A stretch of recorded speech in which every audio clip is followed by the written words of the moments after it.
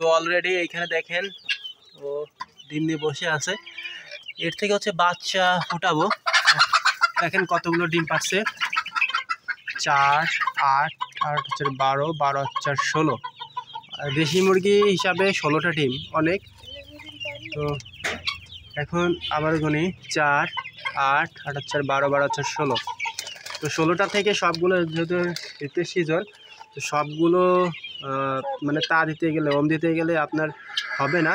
তো এখান থেকে আমি 4টা ডিম কমাই দিব, মানে 4টা ডিম আর কি কমাই দিব। ছোট দেখে 4টা ডিম, যেগুলো ছোট হয়েছে সেরকম সাইজের ডিমগুলো হচ্ছে কমাই দিব।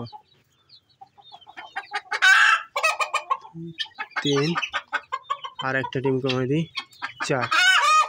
এই ছোটো দেখে 4টা ডিম কমাই দিছি। এখন বাকিগুলো এই ডিম থেকে আর কি বাচ্চা ফুটবে। তো এর থেকে এইটা দেখি, এটা বেশি ছোট।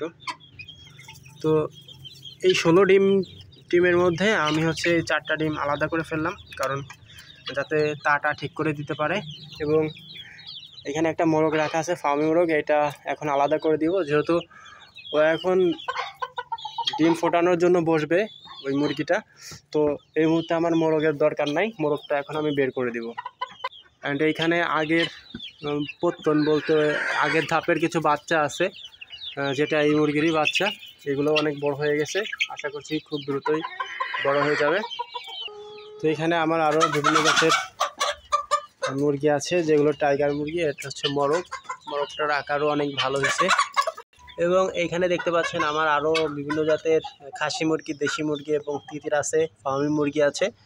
তো সব মিলে আমার মিনি খামারটা আপনাদের কাছে কেমন লেগেছে অবশ্যই কমেন্টস করে জানাবেন। তো সবাই ভালো থাকবেন, দেখা হবে নতুন কোনো ভিডিওতে। সে পর্যন্ত ভালো থাকুন, সুস্থ থাকুন। আল্লাহ হাফেজ, আসসালামু আলাইকুম।